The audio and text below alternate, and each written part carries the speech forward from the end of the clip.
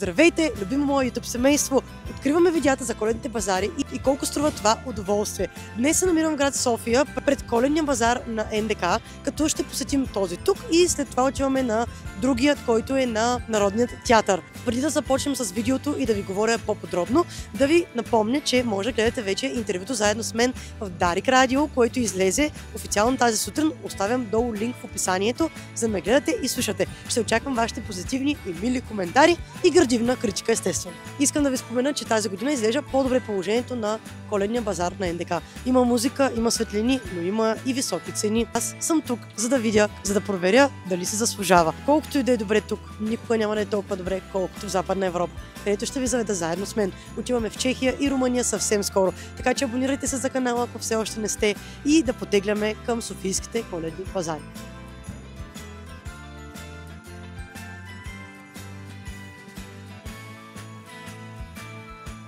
Бухтички, ето ги цените на бухтичките. Ето ги и тях. Здравейте! Потегляме към следващото място, като тук имаме меню за напитки. Има билков чай, 3,50. Може да се ориентирате сами. Много е важно така колко струва греното вино, 7 лева. Ето тук 7 лева е цената, като милилитрите са 200. Така, както миналата година във Велико Търново, и тук явно се случват нещата. Имаме малка забрана да снимаме на някои места, така че ще показвам откъсъчно. С две думи, много е скъпо. Една поничка, драги зрители, е 9,80. Поничка 9,80. Хубаво, че имаме такива коледни базари и привличат се повече туристи, но е много странно цените какви са. Може би просто е много скъпо да наемете тук помещение, предполагам, затова са такива цените. Може да ми отговорите в коментар, но в Румъния, миналата година в Крайова беше 4 лева греното вино. Тази година, точно след една седмица ще сме там и ще сверим цените. Следващата седмица ще видим дали е по-евтино, от сега ви казвам, че да. Нека да видим какво друго се случва тук из базара. Много важно да ви покажа цените на коминчетата, които ще видим и в другите държави.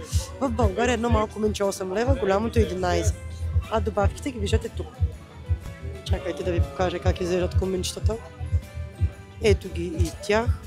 Това са едно малко вдясно и две големи, както виждате. И тук, ето, коктейл менюто може да видите. 20 лева коктейла. Това са цените. Ето тук канеленото рулце може да разгледате цените. Нормални цени, народни. Ето ги и рулцата. Тук вече имаме едни нормални цени. Отзад виждате и как творят. Така че Cinnamon House има нещо да.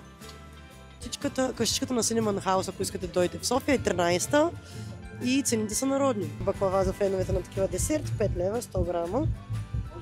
Правя една пауза само да ви кажа, че не искам да съм хейтър, но наистина просто всичко е скъпо. Въпреки всичко обаче доста хора има на базара. Да не забравям да ви спомена, че днес е петък вечер, много хора лудни са и въпреки цените хората са навън. Еврото не ни плаши, така че не се притеснявайте. А сега бяхме само на сладката част, но след малко ще покажа и солената такава. Нямам търпение да отидем в Румъния и Чехия да сравним цените и сами да разберете дали се заслужава да посетите базарите в България. За сега отговорът е не. Просто защото знам какви са цените на другите места. Но въпреки всичко има настроение, така че да продължаваме с разходката. Тук, както виждате, естествено, че тук има и венско лево и ние задължително ще видим цената му. Ето я тук, 10 лева. 10 лева. А не, извините, безплатно е до 3 годишна възраст. Миналата година тук беше 7 лева, вече е 10.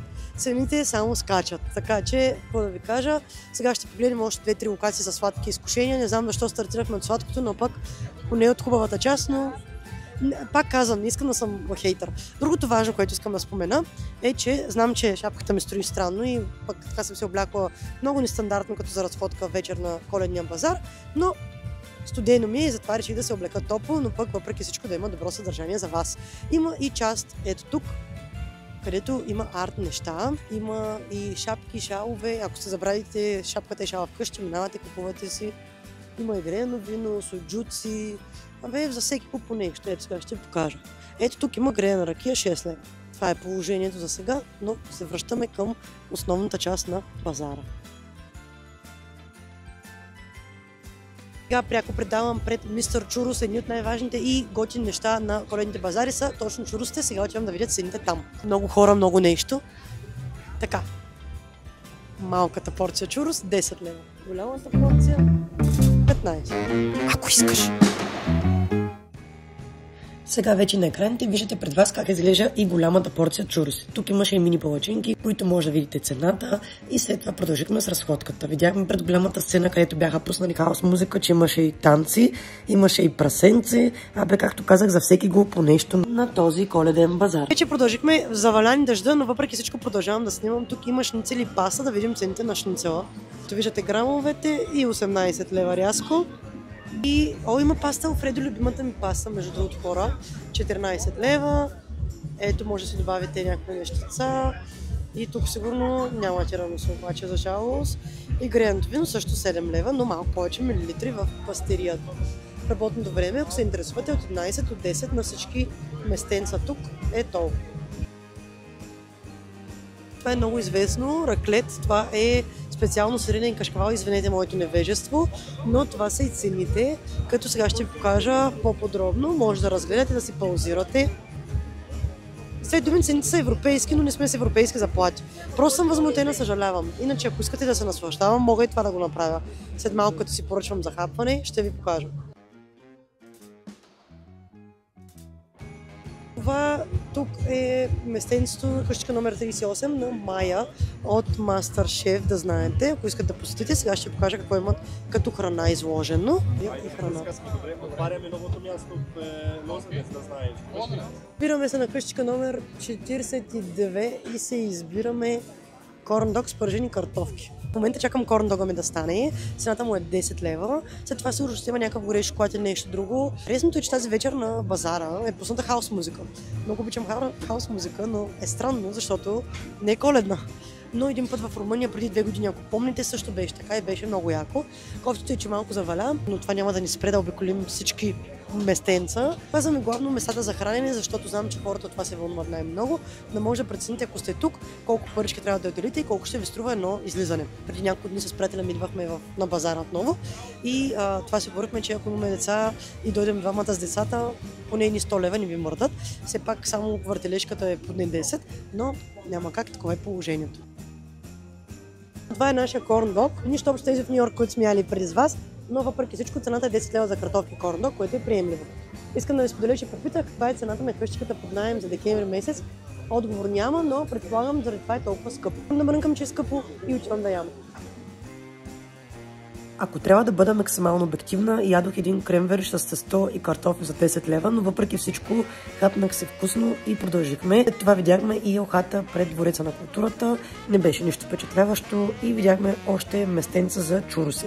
Цената тук беше 12 лева. Това ми се стори по-окей като цена и порцията изглеждаше голяма. А до тях точно имаше и врат врущата, като това е едно от най-вкусните неща, които ядох на коледния базар предния път, като идвах, но цените бяха скочили доста в сравнение с... Тук има и зона за отдих. От дясно на мен се намират много масички и столчета, а от ляво на мен се намира и ледена парзалка. За първи път тази година има ледена парзалка, като цената ви оставям на екрана, защото нямам идея каква е.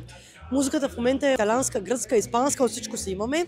Има и всякакъв вид храна, както виждате. Това ми добро впечатление, че може да се плаща с карта навсякъде, хората говорят английски, но някои от тях не са много дружелюбни, но въпреки всичко съм сигурна, че лека по лека ще станат и по-добре нещата. Тази година е най-добре от всички години, които съм идвала на НДК. Така че вярвам, че до година 2026 ще е още по-добре. И сега отиваме за горещо шоколадче, още малко разходка и към следващия коледен базар. Не знам дали чувате музиката, но...